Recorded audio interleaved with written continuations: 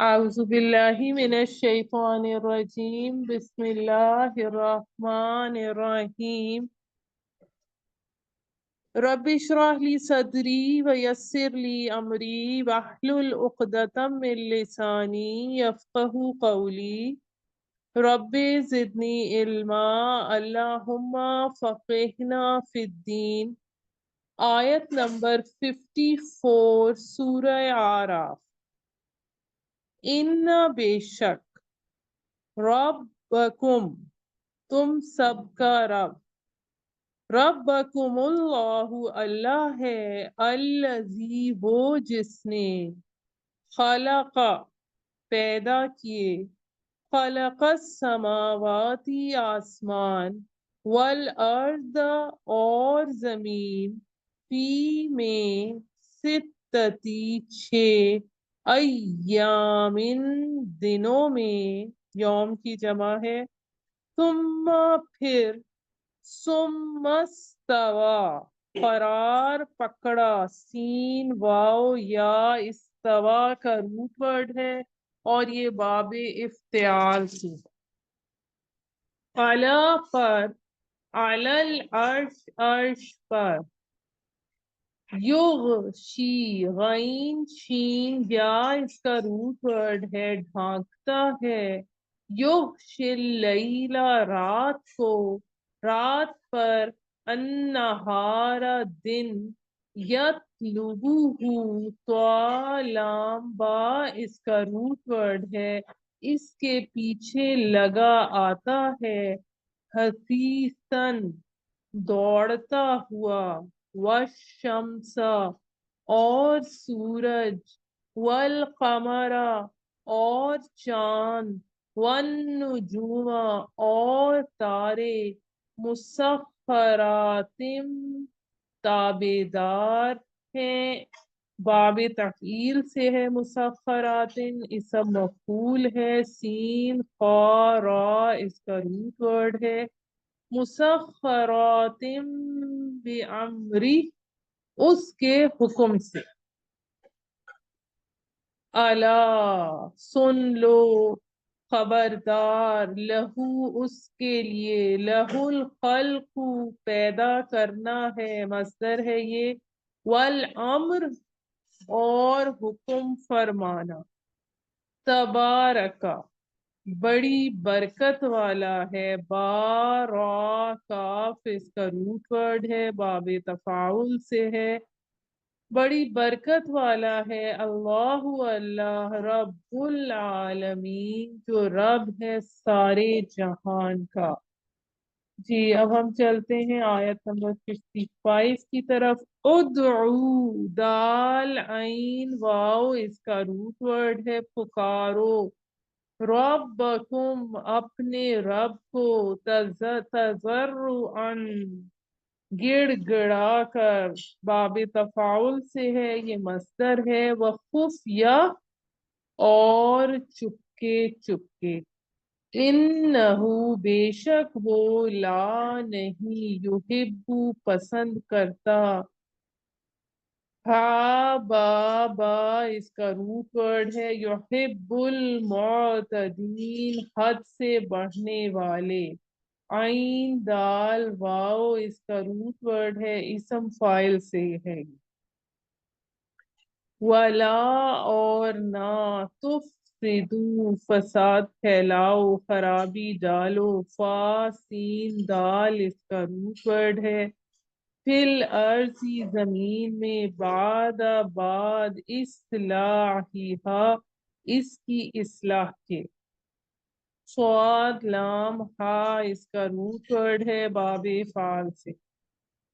وَادْعُوهُ اور پکارو اس کو خوفاً ڈر سے وَطَمَعًا اور توقع سے یا امید سے مصدر ہے یہ طا میم عین اس کا روٹ ہے ان بے شک رحمت اللہ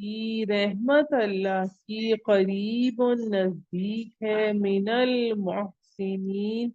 نیک کام کرنے والوں سے باب افعال سے ہے محسنین اور اس کا اسم فاعل ہے جی اب ہم آگے آیت نمبر 57 کی طرف چلتے ہیں۔ آیت نمبر 57 میں اللہ تعالیٰ فرما رہے ہیں کہ وَهُوَ الَّذِي، اور وہی ہے جو یرسلو چلاتا ہے، بھیجتا ہے، را سین لام اس کا روٹ ورڈ ہے، یرسل الریاح ہوائیں، بشرن خوشخبری لانے والی، بینا درمیان، یدئی دونوں ہاتھوں کے، یدئی تسنیہ کا صیغہ معنی آگے سامنے، رحمتی اس کی رحمت سے، حتی یہاں تک کہ اذا جب اقلت اٹھا لاتی ہیں، قاف لام لام اس کا روٹ ورڈ ہے، صحابن بادلوں کو، تین ہا با اس کا روٹ ورڈ ہے، ثقالن بھاری، سقناہ تو ہم ہانک دیتے ہیں اسے، ہم ہانک دیتے ہیں اسے، لبلدن شہر کی طرف، میتن مردہ، میم واو تا اس کا روٹ ورڈ ہے،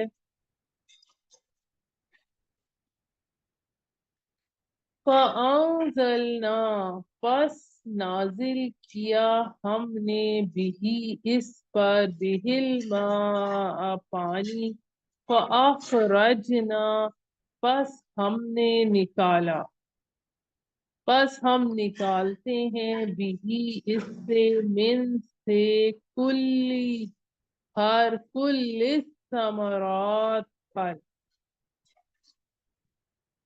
کذالک اسی طرح، نخرج ہم نکالیں گے، نخرج الموتى مردوں کو، لعلکم شاید کہ تم، تذکرون غور کرو، دال کاف را اس کا روٹ ورڈ ہے، باب تفاعل سے ہے، والبلد اور شہر، بلد الطیب پاکیزہ، یخرجو نکلتا ہے، نباتہ اس کا سبزہ، بِإِذْنِ حکم ساتھ، حکم کے، رب اس کے رب کے، والذی اور وہ جو، خبث ناپاک ہے، خراب ہے، لا نہیں، یخرجو نکلتا، الا مگر، نکدہ ناقص، نون کاف دال اس کا روٹ ہے، کذالک اسی طرح، نصرف ہم پھیر پھیر کر بتلاتے ہیں، صاد را فا اس کا روٹ ورڈ ہے، باب تفعیل سے ہے، نصرف الآیات آیتیں، لقوم اس قوم کے لیے، یشکرون جو شکر کرتے ہیں۔ اب ہم اس کا بامحاورہ ترجمہ اور اس کی تفسیر شروع کرتے ہیں آیت نمبر 54 سے۔ تو آیت نمبر 54 میں اللہ تعالیٰ فرما رہے ہیں، بے شک تمہارا پروردگار وہی اللہ ہے جس نے پیدا کیے آسمان اور زمین 6 دنوں میں، پھر وہ متمکن ہوا عرش پر۔ اب عرش کی حقیقت اور اللہ کے عرش پر متمکن ہونے کی کیفیت ہمارے تصور سے بالا تر ہے، اس کی اصل حقیقت کو اللہ ہی جانتا ہے، کہ ممکن ہے واقعتاً کوئی مجسم شے ہو، عرش کسی خاص جگہ پر موجود ہو، اور یہ بھی ہو سکتا ہے محض استعارہ ہو۔ عالم غیب کی خبریں دینے والی اس طرح کی قرآنی آیات مستقل طور پہ آیات متشابہات کے زمرے میں آتی ہیں، البتہ بعض ایسی آیات ہیں جن میں سائنسی حقائق جو ہیں بیان ہوئے ہیں، اور ان میں سے اکثر کی صداقت سائنسی ترقی کے باعث سامنے آ چکی ہے، تو پھر وہ محکمات کے درجے میں آ جاتی۔ تو اس میں آہستہ آہستہ تدریجاً جو جو پیش رفت ہوتی جاتی ہے تو متشابہات پھر محکمات بنتی جاتی ہیں۔ تو اس آیت میں اللہ تعالیٰ آگے فرما رہے ہیں کہ وہ ڈھانپ دیتا ہے رات کو دن پر، یا رات کو ڈھانپ دیتا ہے دن سے، جو اس کے پیچھے لگا آتا ہے دوڑتا ہوا، یعنی دن رات کے پیچھے آتا ہے اور رات دن کے پیچھے آتی ہے۔ اور اس نے سورج چاند ستارے پیدا کیے جو اس کے حکم سے اپنے اپنے کاموں میں لگے ہیں۔ یعنی سورج چاند ستاروں کے مسخر ہونے کا مطلب یہ ہے کہ جو بھی قاعدہ یا قانون ان کے لیے مقرر کر دیا گیا ہے وہ اس کی اطاعت ہے۔ آگے کا پارٹ اس آیت کا بہت اہم ہے، جس میں آتا ہے کہ آگاہ رہو، اسی کے لیے ہے خلق اور اسی کے لیے ہے امر۔ اب اس میں ہمارے پاس یہ خلق اسی کے لیے ہے امر، اب یہ ہے تو بہت سمپل سا جملہ، لیکن اگر اس کا سادہ مفہوم لیا جائے تو یہ ہے کہ یہ کائنات اللہ نے تخلیق کی ہے اور اس میں اب اسی کا حکم کار فرما ہے۔ لیکن یعنی احکام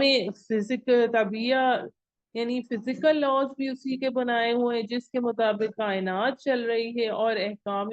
جو شریعت کے احکام ہیں، جو امر اور نہیں کے احکام ہیں، وہ اس نے اتارے ہیں کہ انسان اس کے مطابق زندگی گزارے۔ لیکن اگر اس کا زیادہ گہرا فلسفیانہ مفہوم لیا جائے تو اس سے ہمیں یہ پتہ چلتا ہے کائنات میں تخلیق دو سطح پر ہوئی ہے، اس لحاظ سے یہ دو الگ الگ عالم ہیں، ایک عالم خلق ہے اور دوسرا عالم امر ہے۔ عالم امر میں عدم محض سے تخلیق ہوتی ہے، اور اس میں تخلیق کے لیے صرف کن کہا جاتا ہے تو وہ چیز وجود میں آ جاتی ہے، فیکون ہو جاتا ہے۔ اس کے لیے نہ وقت درکار ہے، نہ مادے کی ضرورت ہوتی ہے۔ فرشتے، انسانی ارواح، وحی، ان سب کا تعلق عالم امر سے، اس لیے ان کے سفر کرنے کے لیے بھی کوئی وقت درکار نہیں ہوتا۔ فرشتے آنکھ جھپکتے ہوئے زمین سے 7ویں آسمان پر پہنچ جاتے۔ دوسری طرف ہمارا عالم خلق ہے، جس میں ایک شے سے کوئی دوسری شے طبعی قوانین اور قواعد اور ضوابط کے مطابق بنتی ہے۔ اس میں مادہ بھی درکار ہوتا ہے، اس میں وقت بھی لگتا ہے۔ جیسے رحم مادر میں بچے کی تخلیق میں کئی ماہ لگتے ہیں، آم کی گٹلی سے پودا اگنے اور بڑھ کر درخت بننے کے لیے کئی سال کا وقت درکار ہوتا ہے۔ عالم خلق میں جب زمین اور آسمان کی تخلیق ہوئی تو قرآن کے مطابق یہ 6 دنوں میں مکمل ہوئی۔ 6 دنوں کے مکمل ہونے میں اس سے کتنا زمانہ مراد ہے یہ اللہ تعالیٰ ہی بہتر جانتا ہے۔ ممکن ہے یہ دورانیہ کئی سال پر محیط ہو۔ خود قرآن کے مطابق اللہ تعالیٰ کا ایک دن ہمارے 1000 سال کا ہوتا ہے، جیسا کہ سورہ سجدہ آیت نمبر 5 میں آتا ہے، اور 50,000 سال کا بھی 50,000 سال کا بھی سورہ معارج کی آیت نمبر 4 میں آتا ہے۔ چنانچہ یہ جو قرآن کی آیات ہیں ان کو 1500 سال پہلے صحرائے عرب کے ایک بدو کو اس آیت کا مفہوم سمجھنے میں کوئی اس کو الجھن محسوس نہیں ہوئی کہ کائنات اللہ کی تخلیق ہے اور اس کو حق ہے کہ اس پر اپنا حکم چلائے۔ لیکن آج ہمیں یہ پتہ لگتا ہے اس پہ غور کہ ایک شخص جو اس میں گہرائی میں جائے تو پھر یہ پتہ لگتا ہے کہ امر قرآن مجید میں کہاں کہاں کن کن معنی میں استعمال ہوا ہے، اور عالم خلق ایک الگ عالم ہے اور عالم امر ایک الگ ہے، اور دونوں کے قوانین اور ضوابط بھی الگ الگ ہیں۔ تو بہت بابرکت ہے اللہ جو تمام جہانوں کا رب ہے۔ اب ہم یہ جو پہلی آیت ہے اس کی ہم تھوڑی اور ڈیٹیل، چونکہ یہ بہت اہم آیت ہے، اس کی ہم تھوڑی سی اور ڈیٹیل میں جاتے ہیں. اب اس میں ہم نے ایک دیکھیں، اس آیت میں ہم نے ایک تو چیز یہ پڑھی کہ آسمان، زمین، سیارے کے پیدا کرنے اور خاص اس کا نظام اللہ نے چلایا ہے، جس میں اپنے اپنے کام میں لگے ہوئے ہیں. اور یہ اللہ تعالیٰ کی قدرت کا بیان ہے کہ ہر اہل عقل انسان کو اس کی دعوت دی کہ فکر دی گئی ہے کہ جو ذات پاک اس عظیم و شان عالم کو عدم سے وجود میں لانے اور حکیمانہ نظام کے ساتھ چلانے پر قادر ہے، تو اس کے لیے کیا مشکل ہے کہ ان چیزوں کو معدوم کر کے قیامت کے روز دوبارہ پیدا کر دے. اس لیے قیامت کا انکار چھوڑ کر صرف اسی ذات کو اپنا رب سمجھیں اور اسے اپنی حاجات طلب کریں، اسی کی عبادت کریں اور مخلوق پرستی کی دلدل سے نکلیں اور حقیقت کو پہچانیں کہ تمہارا رب اللہ ہے جس نے آسمان اور زمین کو 6 روز میں پیدا کیا. اب اس میں پھر وہی سوال کہ آسمان اور زمین جو ہے وہ 6 روز میں یعنی کیوں پیدا کیا، جبکہ اللہ کے لیے تو کوئی ایک لمحے میں پیدا کرنا کوئی مشکل نہیں ہے. جیسا کہ آتا ہے وَمَا أَمْرُنَا إِلَّا وَاحِدَةٌ كَلَمْحٍ بِالْبَصَرِ، یعنی آنکھ جھپکنے کی مقدار میں ہمارا حکم نافذ ہو جاتا ہے. کہیں آتا ہے اِذَا أَرَادَ شَيْئًا أَن يَقُولَ لَهُ كُن فَيَكُونُ، یعنی اللہ تعالیٰ کسی چیز کو جب پیدا فرمانا چاہتے ہیں تو فرما دیتے ہیں کہ ہو جا تو وہ ہو جاتی. پھر جو یہ پیدائش کے لیے 6 روز صرف ہونے کی وجہ، اس کی میں آپ کو ایک تو میں نے عالم خلق عالم امر کا بیان کیا، مختلف علماء مختلف جو صحابی تھے ان کی رائے کے حوالے سے میں آپ کو اس کی تفسیر بتا رہی ہوں. اب حضرت سعید بن جبیر نے اس کا جواب دیا ہے کہ قدرت حق تعالیٰ تو بے شک اس پر حاوی ہے کہ سب کچھ ایک آن میں پیدا کر دے، لیکن بمقتضائے حکمت اس عالم کی تخلیق میں 6 دن لگائے تاکہ انسان کو نظام عالم کے چلانے میں تدریج اور اس کی پختہ کاری کی تعلیم دی جائے، جیسا کہ حدیث میں حضور صلی اللہ علیہ وآلہ وسلم نے فرمایا غور و فکر کرو اور غور و فکر اور وقار اور تدریج کے ساتھ کام کرنا اللہ کی طرف سے ہے اور جلد بازی شیطان کی طرف سے ہے. پھر ہمارا دوسرا اس میں سوال پیدا ہوتا ہے کہ دن اور رات کا وجود تو آفتاب کی حرکت سے پہچانا جاتا ہے،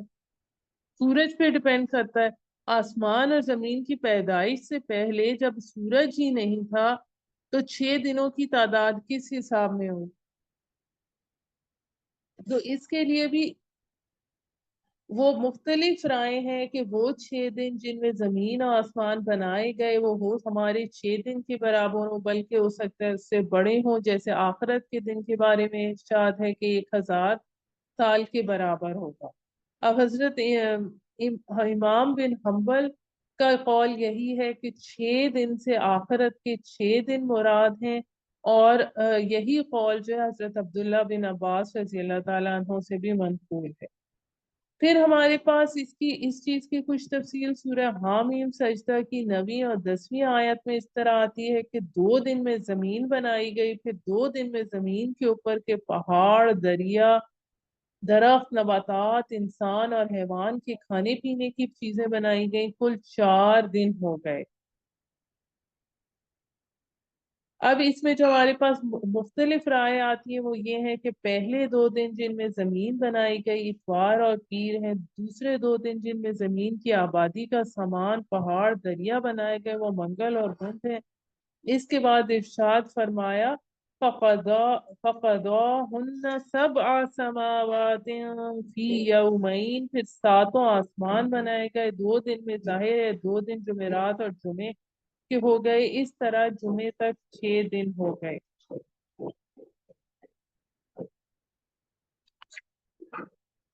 پھر جو ہمارے پاس جو اللہ تعالیٰ کے عرش استوا علی العرش جو ہے، اس کے حوالے سے جو مختلف علماء کے قول ہیں، حضرت امام مالک سے ایک شخص نے یہی سوال کیا کہ استوا علی العرش کا مطلب کیا ہے؟ آپ نے کچھ دیر تامل فرمانے کے بعد فرمایا لفظ استوا کے معنی تو معلوم ہے اور اس کی کیفیت اور حقیقت کا ادراک عقل انسانی نہیں کر سکتی، ایمان لانا اس پر واجب ہے اور اس کے متعلق کیفیت اور حقیقت کا سوال کرنا بدعت ہے،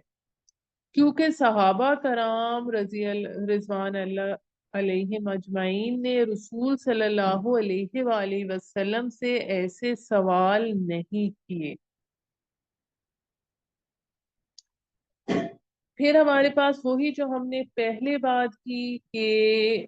عالم امر اور عالم خلق دو عالم ہے، خلق کا تعلق مادہ اور مادیات سے ہے اور عمل کا تعلق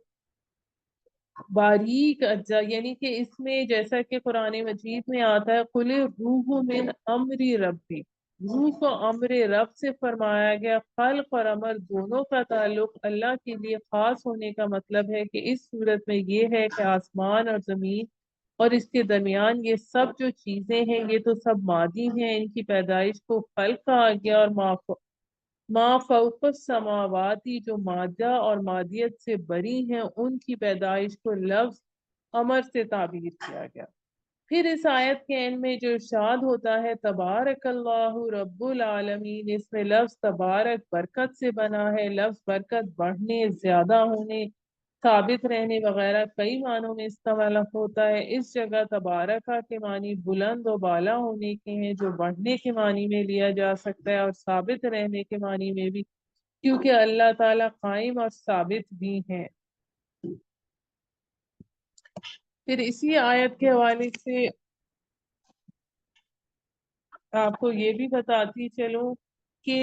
پھر سے یہ جو 6 دنوں کا ذکر آیا اس میں اتوار، پیر، منگل، بدھ، جمعرات اور جمعہ ہے۔ جمعے کے دن ہی حضرت آدم علیہ السلام کی تخلیق ہوئی اور ہفتے کا جو دن ہوتا ہے اس کو کوئی تخلیق نہیں ہوئی، اسی لیے اسے یوم سبت کہا جاتا ہے، کیونکہ سبت کے معنی قطع کرنے یعنی کاٹنے کے ہیں، یعنی اس دن تخلیق کا کام قطع ہو گیا۔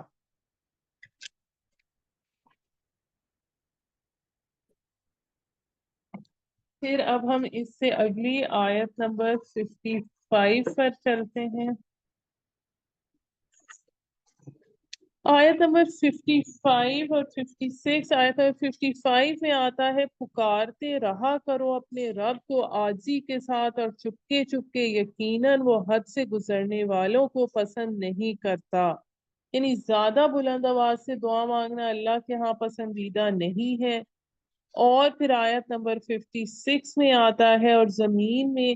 اس کی اصلاح کے بعد فساد مت مچاؤ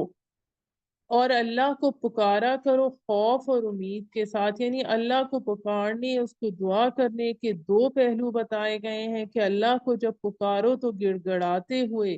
اور چپکے چپکے دل میں پکارو۔ اس میں پھر یہ بھی فرمایا گیا کہ اللہ کے ساتھ تمہارا معاملہ ہمیشہ بین الخوف و رجا ہونا چاہیے، خوف اور ایک امید کے درمیان، ایک طرف خوف کا احساس بھی ہو کہ اللہ پکڑ نہ لے، کہیں سزا نہ دے دے، دوسری طرف اس کی مغفرت اور رحمت کی بھی قوی امید دل میں ہو۔ لہٰذا فرمایا کہ اللہ سے دعا کرتے ہوئے تمہاری دلی اور روحانی کیفیت ان دونوں کے بین بین ہونی چاہیے۔ یقیناً اللہ کی رحمت اہل احسان بندوں کے بہت قریب ہے، نیک کام کرنے والوں کے بہت قریب ہے۔ دعا کا لفظ عربی میں کسی کو حاجت روائی کے معنوں میں پکارنے میں آتا ہے اور یاد کرنے کے معنوں میں بھی آتا ہے، یعنی کہ دونوں معنی اس میں استعمال ہو سکتے ہیں۔ تو جو آیت ان دونوں آیات میں ادعو، جو آیت میں 55 56 کی ہم بات کریں، اس میں ادعو ربکم یعنی پکارو اپنے رب کو اپنی حاجات کے لیے، یا یاد کرو عبادت کرو اپنے رب کی، دونوں مراد ہو سکتے ہیں۔ پھر ہم نے اس میں پڑھا عجز و انکسار سے، اور دعا کے جو آداب ہیں جو بیان ہوتے ہیں وہ اس طرح سے آتے ہیں۔ قبولیت دعا کے لیے ضروری ہے کہ انسان اللہ تعالیٰ کے سامنے اپنے عجز و انکسار اور اپنے کمتر ہونے کا، اپنی عاجزی کا اظہار کرے، اس کے الفاظ میں بھی عز و انکسار کے معنی ہو، لب و لہجے میں بھی تواضع اور انکسار ہو۔ دعا جو ہے وہ صرف پڑھی نہیں جاتی بلکہ دعا مانگی جاتی ہے۔ اسی حوالے سے غزوہ خیبر کے موقع پر صحابہ کرام کی آواز میں جو دعا بلند ہو گئی تو آپ صلی اللہ علیہ وآلہ وسلم نے ارشاد فرمایا، تم کسی بہرے کو یا غائب کو نہیں پکار رہے ہو جو اتنی بلند آواز سے کہتے ہو، بلکہ ایک سمیع و قریب تمہارا مخاطب ہے، یعنی اللہ تعالیٰ ہے، اس لیے بلند آواز کرنا فضول ہے۔ خود اللہ جل شانہ نے ایک مرد صالح کی دعا کا ذکر ان الفاظ سے پکارا، اذ نادى ربه نداء خفیا، یعنی جب انہوں نے اپنے رب کو پکارا آہستہ آواز سے۔ اس سے معلوم ہوا کہ اللہ تعالیٰ کو دعا کی ایک کیفیت پسند ہے کہ پست اور آہستہ آواز سے دعا مانگی جائے۔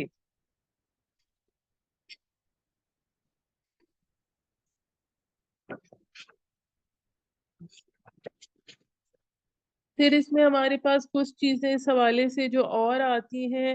کہ دعا کرنے والے کے دل میں اس کا خطرہ یہ بھی ہونا چاہیے کہ دعا شاید میری دعا قبول نہ ہو، اور امید یہ بھی ہونی چاہیے کہ میری دعا قبول ہو سکتی ہے،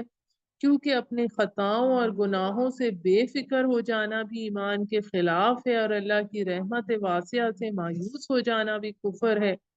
قبولت دعا کی جب بھی توقع کی جا سکتی ہے جبکہ دونوں حالتوں کے درمیان رہے۔ اب دعا کے حوالے سے نبی صلی اللہ علیہ وآلہ وسلم نے فرمایا کہ بعض آدمی لمبے لمبے سفر کرتے ہیں، اپنی حیث فقیرانہ بناتے ہیں، اللہ کے سامنے دعا کے ہاتھ پھیلاتے ہیں، مگر ان کا کھانا بھی حرام ہے، ان کا پینا بھی حرام ہے، ان کا لباس بھی حرام ہے، سو ایسے آدمی کی دعا کہاں قبول ہو سکتی ہے؟ ایک حدیث میں حضور صلی اللہ علیہ وآلہ وسلم نے فرمایا، بندے کی دعا اس وقت تک قبول ہوتی رہتی ہے جب تک کہ وہ کسی گناہ یا قطع رحمی کی دعا نہ کرے اور جلد بازی نہ کرے۔ صحابہ کرام نے دریافت کیا، جلد بازی کا کیا مطلب ہے؟ آپ نے فرمایا، مطلب یہ ہے کہ یوں خیال کر بیٹھے کہ میں اتنے عرصے سے دعا مانگ رہا ہوں اب تک قبول نہیں ہوئی، یہاں تک کہ مایوس ہو کر دعا چھوڑ دے۔ ایک اور حدیث میں حضور صلی اللہ علیہ وآلہ وسلم نے فرمایا کہ اللہ تعالیٰ سے جب دعا مانگو تو اس حالت میں مانگو کہ تمہیں اس کے قبول ہونے میں کوئی شک نہ ہو۔ یعنی کہ ہمیں اس سے کیا پتہ چلتا ہے کہ اس آیت میں 4 چیزوں کی تلقین کی گئی ہے کہ اللہ سے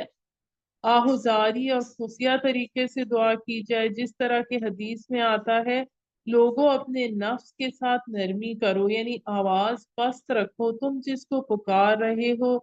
وہ نہ بہرا ہے اور نہ غائب، وہ تمہاری دعائیں سننے والا اور قریب ہے۔ دعا میں زیادتی نہ کی جائے، یعنی اپنے مرتبے اور حیثیت سے بڑھ کر دعا نہ کی جائے، اصلاح کے بعد فساد نہ پھیلایا جائے، یعنی اللہ کی نافرمانیاں کر کے فساد پھیلانے میں حصہ نہ لیا جائے، اس کے عذاب کا ڈر بھی دل میں ہو، اس کی رحمت کی امید بھی ہو۔ اس طریقے سے دعا کرنے والے محسنین ہیں، یعنی اللہ کی رحمت ان کے قریب ہے۔ اب ہم اس سے اگلی آیت نمبر 57 پر چلتے ہیں۔ تو آیت نمبر 57 میں اللہ تعالیٰ فرما رہے ہیں،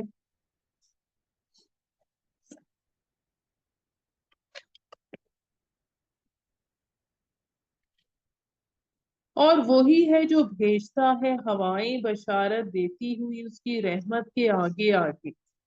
یعنی ابر رحمت سے پہلے ہواؤں کے ٹھنڈے جھونکے گویا بشارت دے رہے ہوتے ہیں بارش آنے والی ہے۔ اس کیفیت کا صحیح ادراک کرنے کے لیے کسی ایسی جگہ کا تصور کیا جا سکتا ہے جہاں مردہ اور بے آب و گیا زمین ہے، لوگ آسمان کی طرف نظریں لگائے بارش کے منتظر ہیں، اگر وقت پر بارش نہ ہوئی تو بیج اور محنت دونوں ضائع ہو جائیں گے۔ ایسے میں ٹھنڈی ٹھنڈی ہوا کے جھونکے آتے ہیں، اللہ کی رحمت کی نوید سنانے لگتے ہیں، تو وہاں کے واسیوں کے لیے اس سے بڑی بشارت اور کیا ہو۔ یہاں تک کہ وہ ہوائیں اٹھا لاتی ہیں بڑے بڑے بھاری بادل۔ یہ بادل کس قدر بھاری ہوں گے، ان کا وزن انسانی حساب و شمار میں لانا ممکن نہیں۔ ظاہر ہے اللہ کی قدرت اور اس کی حکمت کے سبب لاکھوں ٹن پانی کو ہواؤں میں روئی کے گالوں کی طرح اٹھائے پھرتے ہیں۔ تو ہم ہانک دیتے ہیں اس بادل کو ایک مردہ زمین کی طرف، ہوائیں ہمارے حکم سے اس بادل کو کسی بے آب و گیا وادی کی طرف لے جاتی ہیں، اور باران رحمت اس وادی میں ایک نئی زندگی کی نوید ثابت ہوتی ہیں۔ پھر ہم اس سے پانی برساتے ہیں، پھر اس سے ہر طرح کے میوے نکالتے ہیں۔ بارش کے بعد وہ خشک اور مردہ زمین فصلوں اور پھلدار پودوں کی روئیدگی کی شکل میں اپنے خزانے اگل دیتی۔ اسی طرح مردوں کو نکالیں گے زمین سے تاکہ تم نصیحت اخذ کرو۔ یعنی دراصل بادلوں اور ہواؤں کے مظاہر کی تفصیل بیان کر کے یہاں ایک عام ذہن کو تشبیہ کے ذریعے موت کے بعد اٹھنے کی حقیقت کی طرف متوجہ کرنا مقصود ہے۔ یعنی مردہ زمین کو دیکھو، اس کے اندر زندگی کے کچھ آثار بھی باقی نہیں رہے تھے، حشرات الارض اور پرندے تک وہاں نظر نہیں آ رہے تھے، زمین کے بازی مایوس ہو گئے تھے، لیکن مردہ زمین پر جب بارش برسی تو اس میں زندگی پھر سے عود کرا۔ اسی طرح انسان کو حیات بعد الموت کی کیفیت سمجھ میں آسانی سے اس سے آ جانی چاہیے کہ زمین کے اندر پڑے ہوئے مردے بھی گویا بیجوں کی مانند ہیں، جب اللہ کا حکم آئے گا یہ بھی نباتات کی مانند ٹوٹ پڑیں گے۔ اور زرخیز زمین تو اپنے رب کے حکم سے سبزہ نکالتی ہے، اور جو زمین خراب ہے وہ کچھ نہیں نکالتی مگر کوئی ناقص سی چیز۔ نکت اس کے معنی ہے ردی اور گھٹیا چیز۔ اسی طرح ہم اپنی آیات کو گردش میں لاتے ہیں ان لوگوں کے لیے جو اس کی قدر کرنے والے ہیں۔ یعنی اللہ تعالیٰ قرآن کے ذریعے اپنی نشانیوں کو مختلف انداز سے بار بار متعارف کراتا ہے تاکہ لوگ اس کو پہچانیں، اس کی قدر کریں۔ اللہ کا انسانوں پر بہت بڑا احسان ہے، لیکن اس سے وہی لوگ مستفیض ہو سکتے ہیں جو اس کے احسان کے قدردان ہوں۔ اب اللہ تعالیٰ نے ان آیات میں ہمارے پاس جو آخری دو آیات آتی ہیں اس میں ہمیں کیا پتہ لگتا ہے کہ اللہ تعالیٰ نے آسمان، زمین، سورج، چاند، عام ستاروں کی پیدائش، اس کا انسان کی ضروریات مہیا کرنے، اس کی خدمت میں لگے رہنے کا تذکرہ کر کے اس پر تنبیہ فرمائی ہے کہ جب ساری ضروریات، ساری راحتوں کا سامان کرنے والی ایک ذات پاک ہے تو ہر حاجت اور ضرورت میں دعا اور درخواست بھی اسی سے کرنی چاہیے، اسی کی طرف رجوع کرنا چاہیے، کسی کی طرف رجوع کرنے کو کامیابی کی کلید سمجھنا چاہیے۔ پھر اللہ نے اپنی نعمتوں کا ذکر کیا ہے، بارش جب برستی ہے تو دریا پر بھی برستی ہے، پہاڑ پر بھی، بنجر اور خراب اور زمین پر بھی، اور عمدہ اور بہتر زمین پر بھی، سب پر یکساں برستی ہے، لیکن کھیتی، درخت، سبزی صرف اسی زمین میں پیدا ہوتی ہے جس میں اگانے کی صلاحیت موجود ہو۔ پتھریلی اور ریتلی زمین اس بارش سے مستفید نہیں ہوتی۔ اسی طرح روحانی بارش کا فائدہ صرف وہی لوگ اٹھاتے ہیں جن میں یہ صلاحیت ہوتی ہے۔ جن لوگوں کے قلوب پتھریلی یا ریتلی زمین کی طرح نشو و نما کی قابلیت نہیں رکھتے، وہ تمام واضح ہدایات اور آیات بینات کے باوجود اپنی گمراہی پر جمے رہتے ہیں۔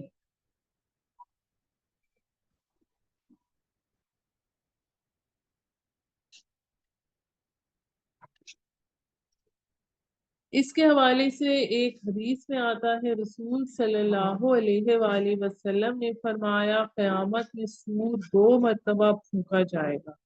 پہلے سور پر تمام عالم فنا ہو جائے گا، کوئی چیز باقی نہ رہے گی۔ دوسرے سور پر پھر از سر نو نیا عالم پیدا ہوگا، سب مردے زندہ ہو جائیں گے۔ حدیث میں ہے ان دونوں مرتبہ کے سور کے درمیان 40 سال کا فاصلہ ہوگا، اور ان 40 سال میں مسلسل بارش ہوتی رہے گی۔ اس عرصے میں ہر مردہ انسان اور جانور کے اجزاء بدن کے ساتھ جمع کر کے ہر ایک کا ایک مکمل ڈھانچہ بن جائے گا، پھر دوسری مرتبہ سور پھونکنے کے بعد ان لاشوں کے اندر روح آ جائے گی اور یہ زندہ ہو کر کھڑے ہوں گے۔ اس روایت کا اکثر حصہ بخاری اور مسلم میں موجود ہے۔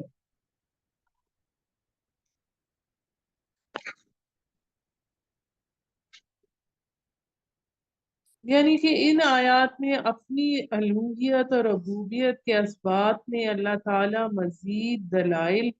بیان فرما رہے ہیں، پھر احیاء موتا کا اثبات فرما رہے ہیں۔ یعنی اللہ تعالیٰ نے ہر قسم کے پھل جو رنگوں، ذائقوں، خوشبو، شکل و صورت میں ایک دوسرے سے مختلف ہیں پیدا کیے۔ اسی طرح اللہ کے تعالیٰ فرماتے ہیں ہم پانی کے ذریعے مردہ زمین میں روئیدگی پیدا کرتے۔ اب یہ ساری بات، ایک تو اس کا یہ مطلب ہے، ایک اس کی مثال کے طور پہ، تمثیل کے طور پہ بھی لیا جا سکتا ہے جو آخری آیت ہے اس حوالے سے، کہ بلد الطیب سے مراد سریع الفہم ہے، یعنی جلد سمجھنے والا، اور بلد الخبیث سے مراد کن ذہن ہے۔ یعنی دو کیٹیگریز ہیں، ایک واعظ و نصیحت قبول کرنے والا دل اور اس کے برعکس دل، قلب مومن یا پھر قلب منافق، پاکیزہ انسان یا ناپاک انسان۔ مومن اور پاکیزہ انسان، واعظ و نصیحت قبول کرنے والا دل، بارش کو قبول کرنے والی زمین کی طرح آیات الہیہ کو سن کر ایمان اور عمل صالح میں مزید پختہ ہوتا ہے، اور دوسرا دل اس کے برعکس زمین چور کی طرح ہے جو بارش کا پانی قبول ہی نہیں کرتی، یا کرتی ہے تو برائے نام، جس سے پیداوار بھی نکمی اور برائے نام ہوتی ہے۔ اس کو ایک حدیث میں اس طرح بیان کیا گیا ہے کہ رسول صلی اللہ علیہ وآلہ وسلم نے بیان فرمایا، مجھے اللہ تعالیٰ نے جو علم و ہدایت دے کر بھیجا ہے اس کی مثال اس موسلادھار بارش کی طرح ہے جو زمین پر برسی۔ اس کے جو حصے زرخیز تھے انہوں نے پانی کو اپنے اندر جذب کر کے چارہ اور گھاس خوب اگایا، یعنی بھرپور پیداوار۔ اس کے بعد اس سے سخت تھے جنہوں نے پانی کو تو روک لیا، اندر جذب نہیں ہوا، تاہم اس سے بھی لوگوں نے فائدہ اٹھایا اور خود بھی پیا، کھیتوں کو بھی سیراب کیا اور کاشتکاری کی، اور زمین کا کچھ حصہ بالکل چٹ گیا جس نے نہ پانی روکا نہ کچھ اگایا۔ بس یہ اس شخص کی مثال ہے جس نے اللہ کے دین میں سمجھ حاصل کی، اور اللہ نے مجھے جس چیز کے ساتھ بھیجا اس سے اس نے نفع اٹھایا، پس خود بھی علم حاصل کیا اور دوسروں کو بھی سکھلایا۔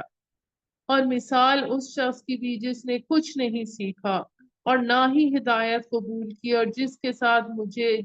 نہ ہی وہ ہدایت قبول کی جس کے ساتھ مجھے بھیجا گیا۔ یہ صحیح بخاری کی کتاب العلم باب الفضل میں سے حدیث ہے۔ تو اللہ تعالیٰ کی دی ہوئی ہدایت، نبی صلی اللہ علیہ وآلہ وسلم کی بتائی ہوئی باتوں سے، ہدایت ربانی سے وہی انسان نفع حاصل کرتا ہے جو اللہ تعالیٰ نے پھیر پھیر کر آیات بیان کیے اس پر غور و فکر کرتا ہے، اللہ کا شکر ادا کرتا ہے، اس کے شکر گزار ہوتا ہے، اس کا قدر شناس ہوتا ہے۔ سبحان ربک رب العزت عما یصفون والسلام علی المرسلین والحمد للہ رب العالمین۔